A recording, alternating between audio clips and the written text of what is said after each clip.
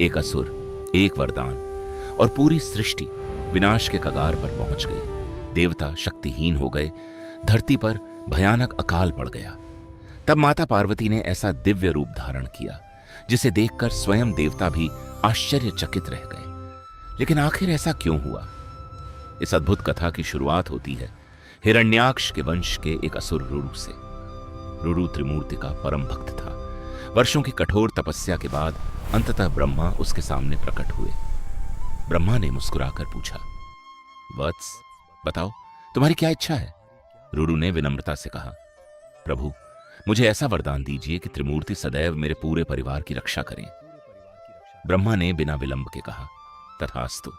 लेकिन उन्हें तनिक भी आभास नहीं था कि यही एक वरदान आगे चलकर पूरी सृष्टि के लिए सबसे बड़ा संकट बन जाएगा। समय बीता।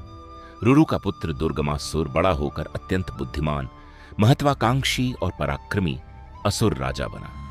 दुर्गमासुर के गुरु थे असुरों का महान आचार्य शुक्राचार्य। उन्होंने अपने शिष्य से कहा, यदि ब्रह्मा तुमसे वरदान मांगने को कहें तो बहुत सोच समझकर मांगना। दुर्गमासुर वर्षों तक कठोर तपस्या करता रहा।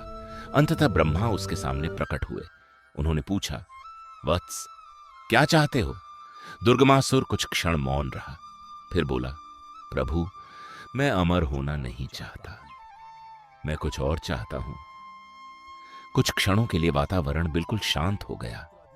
फिर उसने कहा, मुझे चारों वेदों का एकमात्र अधिकार प्रदान कर दीजिए। ब्रह्मा भविष्य के परिणामों से अनजान थे। उन्होंने भी कहा, तथास्तु। और यही निर्णय आगे चलकर देवताओं और मनुष्यों के लिए विनाश का कारण बन गया। दुर्गमासुर ने चारों वेदों को पाताल लोक में छिपा दिया। अब कोई भी वेदों का अध्ययन नहीं कर सकता था। धीरे धीरे यज्ञ बंद होने लगे। यज्ञ बंद हुए तो देवताओं की शक्ति क्षीण होने लगी और देखते ही देखते वे दुर्बल हो गए। यही तो दुर्गमासुर चाहता था। अब उसने तीनों लोकों में अपना आतंक फैलाना शुरू कर दिया। जल के देवता वरुण इतने निर्बल हो गए कि वे वर्षा ही नहीं कर सके। नदियां सूख गईं, तालाब सूख गए, धरती फटने लगी, भयानक अकाल छा गया। माएं अपने बच्चों को भूख से तड़पते हुए देख रही थीं। पशु पानी की एक बूंद के लिए भटक रहे थे। पेड़ पौधे सूख चुके थे और देवता भी असहाय होकर यह सब देख रहे थे। लेकिन दुर्गमासुर का हृदय तनिक भी नहीं पिघला। उसने स्वर्ग पर आक्रमण किया। इंद्र को सिंहासन से हटाकर स्वयं देवराज बन बैठा। अब देवता पूरी तरह असहाय थे। रुरु को दिए गए वरदान के कारण त्रिमूर्ति स्वयं दुर्गमासुर के विरुद्ध युद्ध नहीं कर सकते थे। तब सभी देवता महादेव के पास पहुंचे।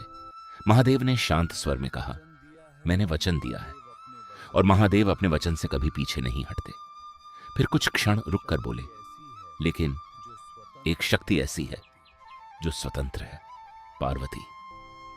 देवताओं और मनुष्यों की करुण पुकार सुनकर माता पार्वती सिंह पर सवार होकर पृथ्वी पर उतरी। उनके 16 हाथों में दिव्य अस्त्र शस्त्र थे।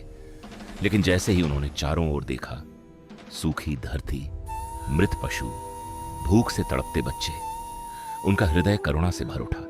उनकी आंखों से आंसू बह निकले और जैसे ही वे आंसू धरती पर गिरे, वे विशाल नदियों में बदल गए। माता ने देखा कि उनकी करुणा संसार को जीवन दे रही है। तब उन्होंने अपने पूरे शरीर पर एक एक करके 100 दिव्य नेत्र प्रकट कर दिए ताकि उनकी कृपा कभी रुक न जाए। इसी दिव्य स्वरूप के कारण वे माता शताक्षी कहलाएं। लेकिन केवल नदियां काफी नहीं थीं। फसलों के लिए वर्षा भी आवश्यक थी। इसलिए माता स्वयं दुर्गमासुर के पास पहुंची। दुर्गमासुर उनकी दिव्य सुंदरता देखकर मोहित हो गया। उसने पूछा, सुंदरी, तुम क्या चाहती हो? माता बोली, चारों वेद लौटा दो, यज्ञ फिर से शुरू होने दो, वरुण को वर्षा करने दो, तभी संसार बच सकेगा। दुर्गमासुर हंस पड़ा। उसने कहा, एक शर्त पर, तुम मुझसे विवाह कर लो। माता पार्वती ने गंभीर स्वर में कहा, मैं भगवान शिव की अर्धांगिनी हूं, संसार की माता हूं। अपने अहंकार का त्याग करो और अधर्म छोड़ दो। लेकिन दुर्गमासुर अपनी जिद पर अड़ा रहा। उसने शिव का भी अपमान कर दिया। अब माता का धैर्य समाप्त हो चुका था। उन्होंने कहा, अब तुम्हारे विनाश का समय आ गया है। और फिर शुरू हुआ ऐसा महायुद्ध जिसने तीनों लोगों को हिला दिया। धरती कांप उठी, आकाश अस्त्रों की गर्जना से गूंज उठा। देवता श्वास रोककर यह महायुद्ध देखने लगे और अंततः माता के दिव्य प्रहार से दुर्गमासुर का अंत हो गया। अधर्म पर धर्म की विजय हुई। युद्ध समाप्त होने के बाद माता ने संसार के कल्याण के लिए वृक्षों, अन्न और सब्जियों के बीज प्रदान किए। उन्होंने कहा, जब भी संसार अन्न और जल के संकट में होगा, मैं शाकंभरी रूप में अपने भक्तों की रक्षा करूंगी। मेरी पूजा फूलों से नहीं, बल्कि अन्न, फल और सब्जियों से करना।